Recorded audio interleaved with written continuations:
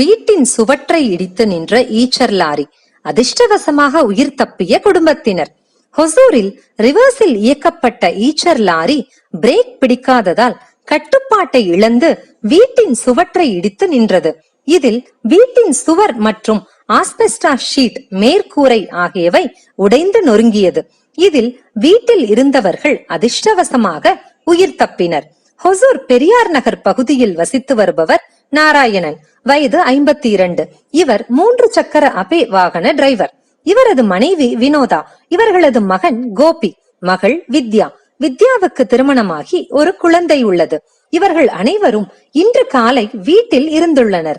காலையில் அனைவரும் எழுந்து வேலைகளை செய்து வந்துள்ளனர். கோபி மட்டும் அறைக்குள் தூக்கத்தில் இருந்துள்ளார். அந்த நேரம் பெரியார் நகர் அருகே உள்ள ரிங் ரோட்டில் மகாராஷ்டிரா மாநில பதிவு கொண்ட ஒரு ஈச்சர் லாரியை அதன் டிரைவர் ரிவர்ஸில் இயக்கியுள்ளார். எதிர்பாராத விதமாக ஈச்சர் லாரியில் பிரேக் பிடிக்காமல் லாரி பின்னோக்கி வேகமாக சென்று சாலையோரம் உள்ள அறிவிப்பு பலகையில் மோதி நாராயணனின் வீட்டின் சுவற்றில் மோதியுள்ளது. இதில் சுவர் இடிந்து உட்புறம் விழுந்துள்ளது.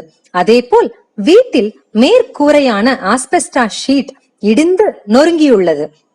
இந்த விபத்தில் வீட்டிற்குள் படுத்து உறங்கிக் கொண்டிருந்த கோபிக்கு லேசான காயம் ஏற்பட்டுள்ளது. நாராயணன் குளித்துக் கொண்டிருந்தார். அவரது மனைவி மற்றும் மகள், கைக்குழந்தை ஆகியோர் மற்ற வேலைகளை பார்த்து கொண்டிருந்ததால் யாருக்கும் எந்த விதமான காயங்களும் ஏற்படவில்லை. சுவற்றில் லாரி மோதி நின்றதால் வீட்டில் இருந்த அனைவரும் அதிர்ஷ்டவசமாக உயிர் தப்பினர். இது குறித்து அப்பகுதியினர் ஹொசூர் நகர காவல்துறையினருக்கு தகவல் அளித்தனர். சம்பவ இடத்திற்கு சென்ற காவல்துறையினர் தீவிர விசாரணை மேற்கொண்டனர்.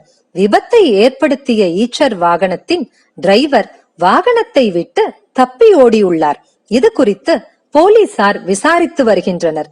இந்த சம்பவம் அப்பகுதியில் பெரும் பரபரப்பை ஏற்படுத்தியது.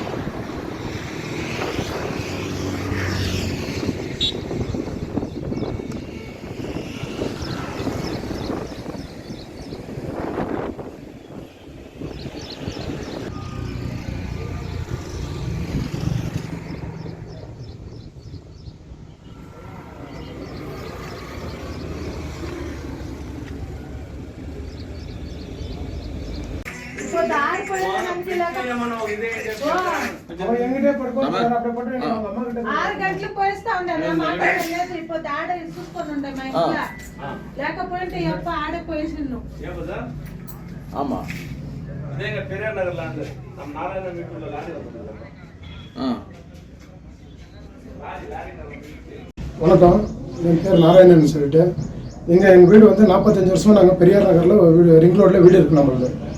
அந்த வீடு காலையில் என்ன பார்த்தீங்கன்னாக்கா ஒரு 7:30 மணி 8 மணி இருக்கும். திடீர்னு பார்த்தீங்கன்னா நான் உள்ளே குளிச்சுட்டு இருக்கும்போது ஒரு சவுண்ட் வந்தது, டம்முன்னு.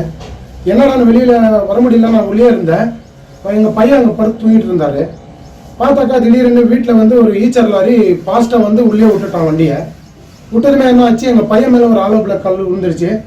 ஐயோ ஐயோன்னு கத்திட்டு வெளியில் வரதுக்குள்ளே பார்த்தீங்கன்னா எல்லாம் செவரெல்லாம் உடிச்சு உள்ள வண்டி கீழே ஒரு பெரிய புது வண்டி ஒன்று மாட்டிக்கிட்டு ரொம்ப சேதாரம் ஆயிடுச்சு. இப்போ போலீஸ் அதிகாரிகள்லாம் வந்து என்னென்ன என்கொயரி பண்ணிட்டு இருக்கிறாங்க. ஆனால் கடவுள் புண்ணியத்தில் பார்த்தீங்கன்னா நாங்கள் ஒரு 10 நிமிஷம் கொஞ்சம் லேட்டாக இருந்தால் கூட எல்லாருமே ஒரு 5 பேர் இருந்தோம். நாங்கள் 3 பேர் காலி ஆகிட்டு இருப்போம். அப்படி இருக்கும்போது நாங்கள் திடீர்னு பார்த்தாக்கா உள்ள குளிச்சுட்டு இருந்தோம். ஓடி வந்து பார்க்கும்போது செவரெல்லாம் கீழே விழுந்துருச்சு. லாரி மேலே ரிங் ரோட்ல இருந்து இப்போ ஒரே ஃபாஸ்ட்டாக வந்தது வண்டி, எம்டி வண்டி தான் வந்தது. லோடு கூட கிடையாது. லோடு இருந்திருந்தா நாங்கள் யாருமே இருந்திருக்க மாட்டோம். டோட்டலாக வீடே காலியாக இருக்கும். எல்லாம் பெரிய பிரச்சனையிலேருந்து கடவுள் எங்களை காப்பாற்றி விட்டு ஒரே ஒரு 100 இலையில வந்து பார்த்தீங்கன்னா நாங்கள் உயிர் தப்பிருக்கிறோம். லாரிக்காரன் வண்டியை விட்டுட்டு ஒரு செகண்டில் பார்த்தீங்கன்னா வெளியில் போய் பார்க்கறதுக்குள்ளேயே அவன் வண்டியை விட்டுட்டு ஓடிட்டான். ஆள் யாருமே இல்லை. அப்புறம் நாங்கள் வண்டியில் இருக்கிற நம்பரை வச்சு ட்ரேஸ் பண்ணி அங்கே ஒரு நம்பரை வச்சு ஃபோன் பண்ணி பார்த்து ஓனருக்கு. அவனை கேட்டாக்க எங்களுக்கு வண்டிக்கு டிரைவர் யாருன்னு தெரியல, நாங்கள் ஃபோன் பண்ணுறோன்னு சொல்லிட்டு கட் பண்ணிட்டான். எங்கள் வீட்டில் பார்த்தீங்கன்னா ஒரு புது வண்டி ஒன்று, ஆக்சஸ் வண்டி, புது வண்டி 1.5 மாதம் 2 மாதம் ஆயிருக்க வண்டி எடுத்து. வண்டி ஒன்று காலி. செவரு பூராமே வீடு எதுக்குமே ஆகாத மாதிரி அடிச்சிருக்கிறான் வண்டியை கொண்டாந்து.